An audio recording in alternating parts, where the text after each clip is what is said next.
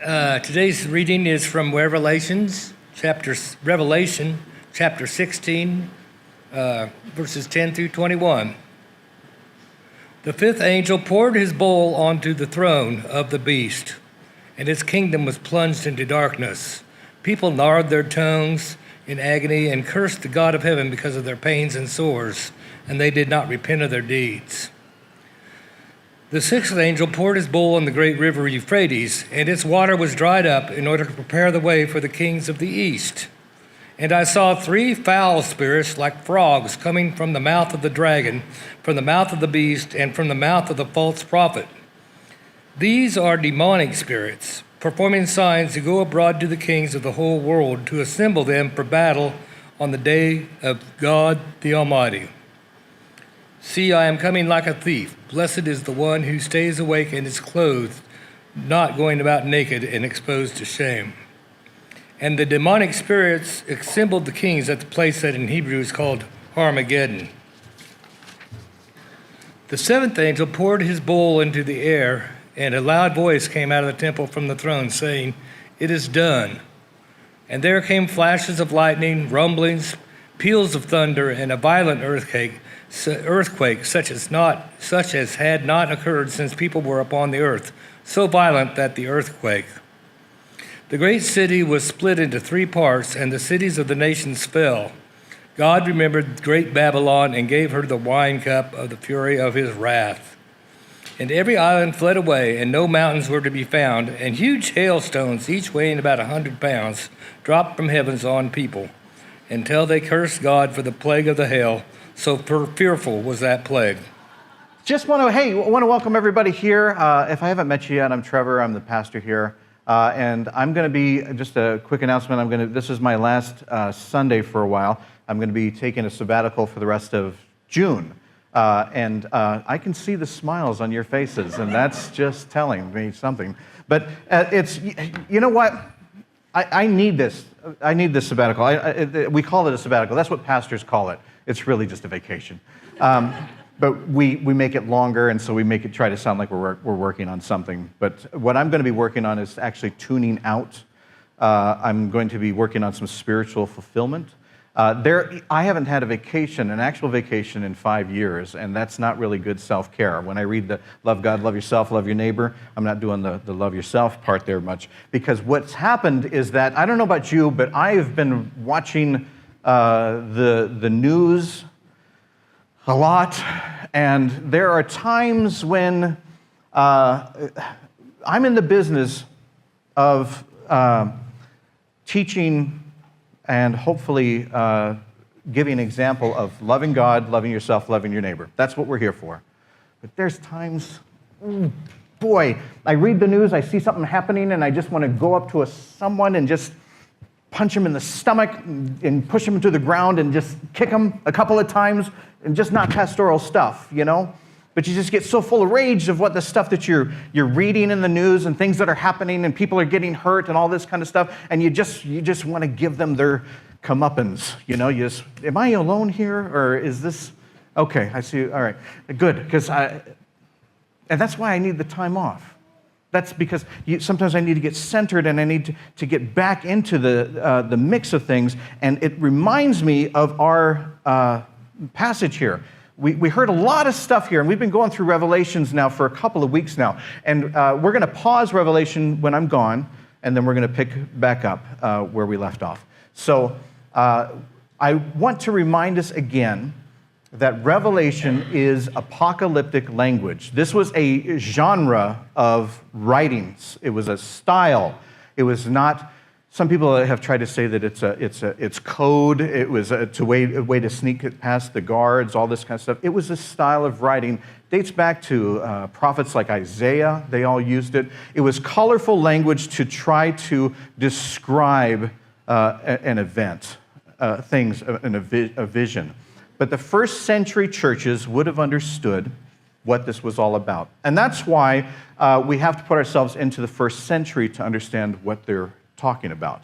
When we try to answer first century questions with 21st century answers, we do not match up. And there's a lot of people that have tried very hard to tell you that the things that you're reading in Revelation are absolutely 100% factual and true, and it's really going to happen. There's going to be a 100-pound hailstorm, and nobody's going to be, your car will not be insured for that. It's just going to be damaged beyond belief. And so, but we know that by studying the churches in the first century, that they read it a different way. And so that's why we go through this. And I'm going to go through some things real quick here. But again, this is symbolism. This is one of the many visions of the same ultimate reality that John is talking about. We hear all kinds of stuff that was just read there about the beast and its kingdom. The beast and its kingdom was talked about earlier. That is whenever John is referring to as the pagan empire. The people of the first century, the 7 churches that he's writing this letter to, they are in Asia Minor, and they are under Roman rule. And the Romans are notorious, powerful, vicious. But they were the most powerful thing in the world. They were the most powerful, whatever you want to call it, country, empire, whatever the case may be. And they were surrounding, and it was... We use terms like nationalism today. Well, this is really kind of dates back to the first century. They had their own kind of nationalism, for lack of a better word, to where it was Rome, Rome, Rome. So much so that people began to worship the emperors. If you were an emperor and your picture was on the coinage, you would actually sometimes put even Son of God, Son of Man, things like that. So when Jesus started using that he was using phrases that people had heard before, and it became almost kind of a little bit of a political threat to some of the folks there. But they knew that the people that were living in this time, it was mostly pagans, which... They worshipped a lot of things. They worshipped idolatry. They had religious ceremonies that even involved things like prostitution, things like that. It was an anything-goes society, really quite a bit. And for Rome, you were, in many cases, required to pay homage and worship Rome. And they had the power and they had the might, and it showed. You would walk around, you would see statues of Roman rulers, you would see great temples given to different pagan gods and things like that. So the church was small. We are, the 7 churches in Asia Minor, they're tiny at this time. They're meeting in homes, and they're not filling up those homes. There's maxed out about 30 people. That is a really good day for them. But they were small, and John's giving them this letter to press forward, to keep going, even though you're surrounded by all of this ugliness. Many of the people in this church would lose people, and sometimes they would lose people because they were taken out. They were persecuted. You could be jailed. This was not something that we advertised. We didn't go on Facebook in the first century and say we're planting a new church. We said it in secret because people could cause damage to the people inside that church. And some members were gone because they were literally gone. And that was the reality that they had. So it was a struggle to keep these churches going. And it was also a struggle to keep the message of Christ alive. And that's kind of where we're leaning toward here. Now, the first thing that I want to talk about is he goes in there and he says, the beast in his kingdom was plunged into darkness. People gnawed their tongues in agony and cursed the God of heaven because their pains and their sores, and they did not repent of their deeds. This is, again, last week we talked about God, when he deals with evil, he does 2 things. He either lets it play out and lets it implode upon itself, or if it gets really, really crazy, he intervenes. In the Revelation, he is doing a little bit of both here. But for the most part, he is letting things play out. He is informing people that the darkness is caused by the darkness in the hearts of the people that are committing atrocities, going away from the teachings of Christ. And now the teachings of Christ, This is where we get confused sometimes. I just want to set the record straight here. Teachings of Christ does not mean one and done, you're in, and now you get to make fun of all the other people. That's not the way we do things. The teachings of Christ is to love God, love yourself, love your neighbor. That means to welcome people, to be kind-hearted, to be humble, to be a servant. And living in the world, the first century church, that was what it was all about. It was not just something that you went and did on Sundays. It was a lifestyle, complete change. And you had people that were from the pagan world coming in. You had people that grew up in Hebrew coming in. You had all of these people coming in and forming this group where they continued to help people to cause no harm and to let people know that they're loved. That's what they were there for. But they're around people that it was all about might and power. For Rome, it was Rome. And you were, if you were part of Rome, but you weren't a Roman, chances are your area was annihilated by Rome. You're under Roman rule. And so Rome, it was all about annexation. It was all about getting more, becoming more powerful, becoming more notorious. And he mentions in here that the river Euphrates dries up and the kings of the north will come in and have their way with Rome. Now, again, this reminds us of that we're talking symbolism here, because this is the river Euphrates right here. And in the first century, you had Rome on one side, you had the empire of Parthia over here. And they were a little bit of a threat to each other, and that was a boundary line. So the first century church, if they talked about the river drying up, they could see that. But living in Lincoln, Nebraska in 2025, if this thing dries up, I think we're going to be fine. You know, this is not really a threat to us because he's talking symbolic. What he's talking about, again, is the self-implosion. We have people in power that have been oppressing other people, and the war-like mentality of just wanting to be in charge. There's always the threat of them fighting against each other. And John is saying God's just going to let that play out, and they will annihilate themselves. They will annihilate each other. Hang on to where you're doing here in this church. Keep doing what you're doing. This will play out. It may not play out in your lifetime.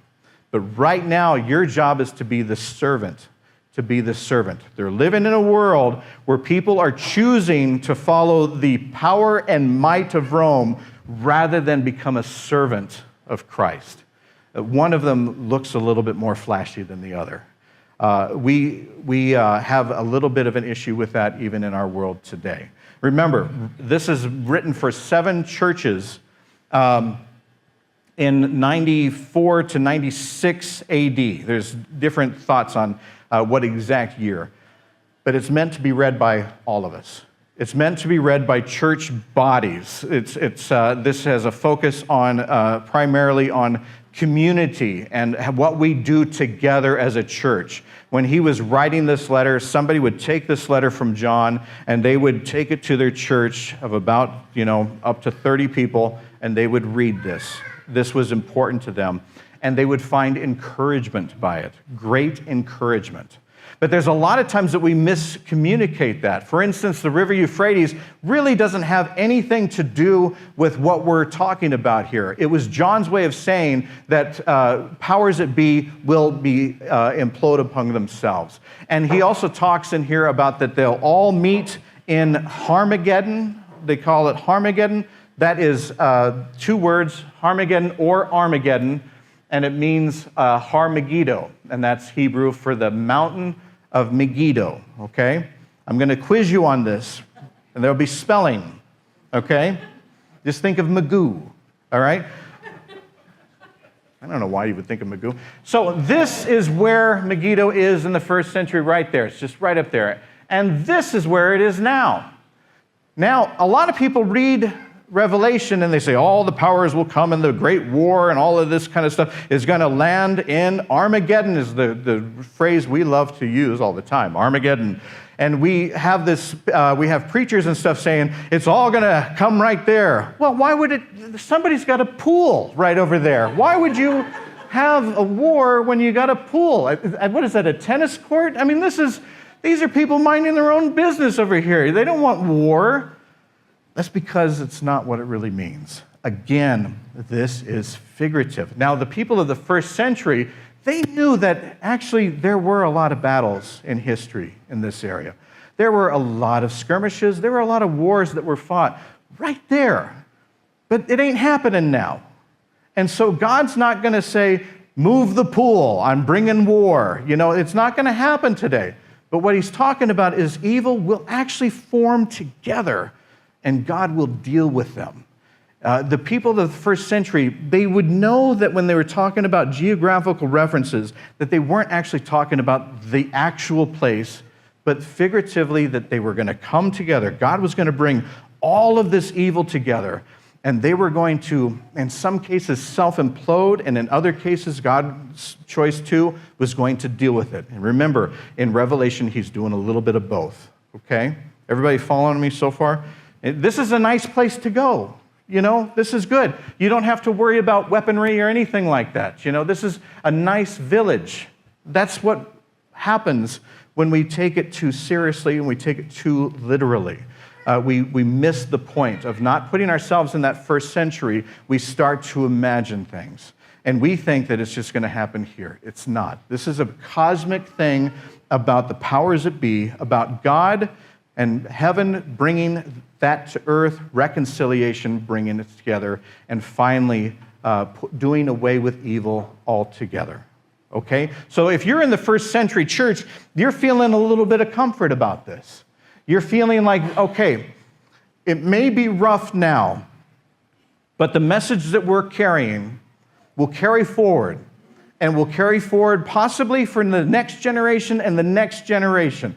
But it will carry forward, and the evil that is surrounding us all the time here, it will be dealt with. And so you're feeling pretty good about yourself here. And John's, describing all of this wrath bowls and all this kind of stuff, and them living in darkness, and frogs. He loves, they love frogs, frogs, there's nothing more biblical about a frog. But serpent, no. Frog, yes. But so they're leaping out of people's mouths with evil spirits and all this kind of stuff. It just means that there are false prophets that are continually telling people that you're nothing unless you have power, unless you have might. You're nothing as a country unless you annex the people next to you, unless you grow in your might and your power, and unless you go to war, because that is the test of your power. And so a lot of these empires and countries and all of this kind of stuff, they always have war on their mind, and many of them throughout history have gained their power on the backs of other people. And that is where God shares his wrath. At one time, he says that he remembers Babylon. He remembers Babylon, and he shares the wine cup of his wrath. I don't think it was labeled. I think it was just like, take this. What is it? Oh, you'll see. One of those kind of things. But Babylon was, if I was trying to describe an evil authoritarian dictator today, it would be easier for me to do that if I compared this evil dictator to who? Hitler, maybe? Okay, Hitler's our reference, right? Every time that a dictator comes up, they're the next Hitler, that kind of thing. Well, Babylon had the same reputation. Babylon was the first place to really take the Israelites out of their freedom and put them in captivity. And so when they're mentioning Babylon, they're mentioning Rome. For them, the present Babylon was Rome. But the Babylon word was something that they used all the time to talk about empires and things that continually oppress and hurt people. And that is where God's wrath is focused on in Revelation. There's no getting over this. When God is talking about his wrath in Revelation, he's talking about truly empires, governments, whatever your definition of where you live is, of those places that are actively harming other people, that are actively taking the food out of the hungry's mouth, that are actually hurting people. that are actually building themselves up truly by walking on the backs of other people. And that, the whole theme of Revelation is about that. That is where God says, that makes me livid. That makes me angry. Because he's talking about communities here. He's talking about the church doing Christ work versus the powers that be doing the work of evil, true evil. When we see images on the news of people lining up for food, and we hear about them being fired upon while they do it, that's evil. When we hear about people taking away food from the hungry, when we hear about empires, countries, whatever definition you want to be, getting more and more powerful while the rich continue to get more and more powerful and the poor continue to starve. This is what this is all about. This is all about this because this was the reality in the first century. This is what Rome was doing. They were truly starving people, harming people, annihilating people, punishing people, and people were actually worshiping that. And that makes God very angry because God is in the love business. The love business. So if we're following Christ, welcome to love. That's a creepy way of saying it. Forget that. We'll edit that one out of the live feed. Sorry, people at home. I'm on vacation soon. But it's about kindness. It's about feeding people. The early church, that's what they were doing. They were actively feeding people, clothing people, giving people education, giving people health care. It was a movement from all walks of different cultures coming together, forming this church, and doing this. It was the opposite of what they had seen around them. And that is the plan that God was about. But in the middle of this whole letter here, and he's talking about, they will implode among themselves, all this kind of stuff. I'm going to give them a wrath and all this kind of stuff. John pauses out of the blue and says, "See, I am coming like a thief. Blessed is the one who stays awake and is clothed, not going about naked and exposed to shame." There's some theologians that think that this was put in at a later date. But there's many that think, oh no, this is exactly where it was supposed to be. But it sounds weird because John's talking to the church that he's trying to give encouragement to. These 7 churches that he's trying to give encouragement to stay the course. And in the middle of telling him that God is going to take care of this and that evil will implode upon themselves, right in the middle he says, hey, wake up and listen to this. Wake up and listen to this. Because like a thief at the night, this thing could grab you. He knew that even in the first church, they needed a little bit of a warning. Because they're sitting there and they're surrounded by all of this pagan and all this power, all this stuff. They have people in the church that have been taken away by the government. They have people that have, since Christianity have started, are martyred, that truly have died for that faith.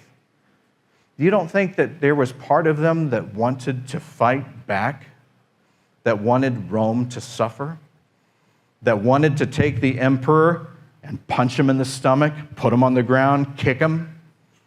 When Jesus came, that was one of the biggest complaints, is that he didn't come with weaponry. They wanted him to annihilate Rome. And when he didn't, a lot of people turned from him. And believe it or not, in the first century, just the same as it is now, people have turned away from the church because the church continues to say, our business is love. They don't want to hear that. They want us to fight, but not in the way that Christ did. They want us to fight the way that they want to fight. And a lot of us, we do that.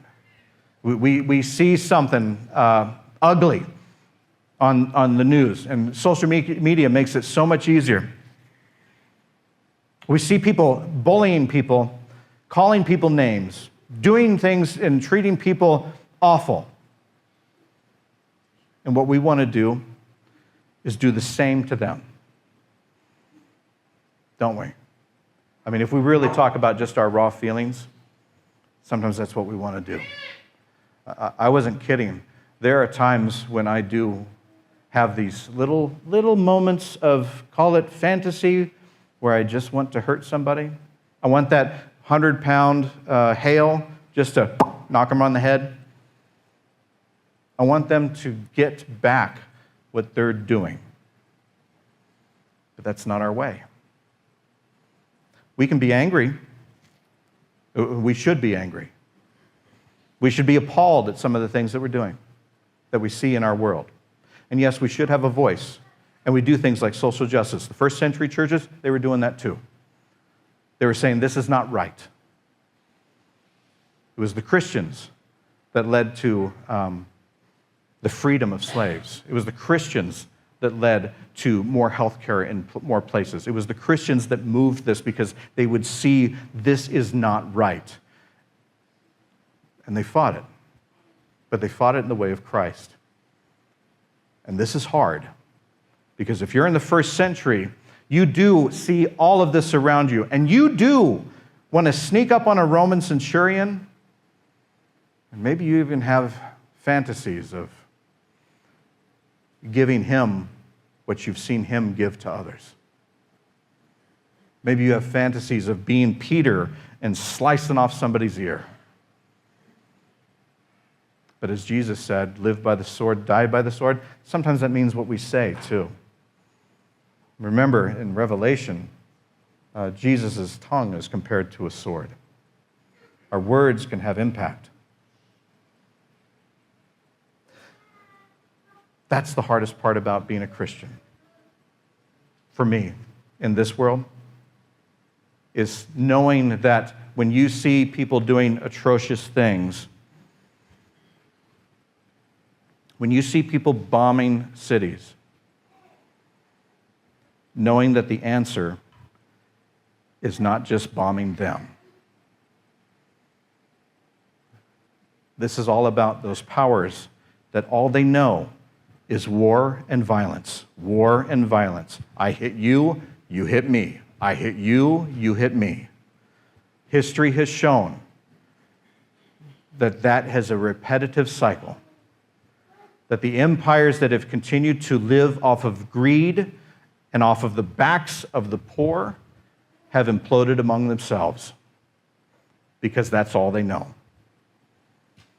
I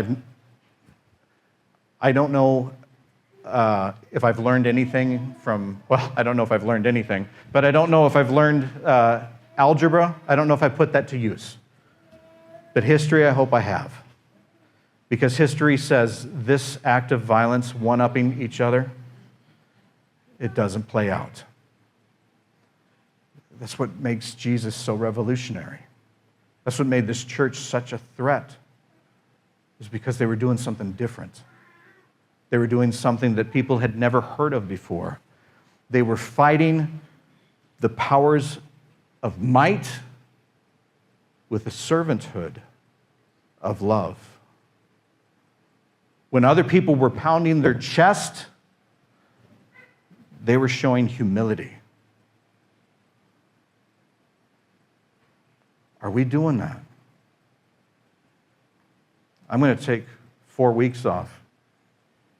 I'm going to spend time with God. I'm going to shut off the world a little bit because I need to refresh and remind myself even that just because they act a way doesn't mean that the answer is for me to act the same way. To remind myself that I'm here to love God, to love myself, and to love my neighbor. That is the revolutionary way that we follow. That's the message John was giving in the first century. That's the message he's giving to us now. Love. Love. Would you pray with me? Gracious and loving God, in the times that we want to act out in violence, help us to remember the time that you said if they hit you on one side, give them the other. When there's times that we just want to villainize everybody that is on a certain side or someone we disagree with. Remind us of when you said, love your enemy. And when there's times that we just want to give up, help us to remember that you are the definition of love and of hope.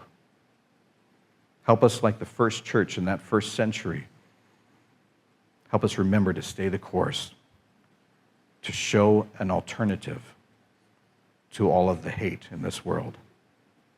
Help us to love you, to love ourselves, and to love our neighbor. In Jesus' name, Lord, we pray. Amen.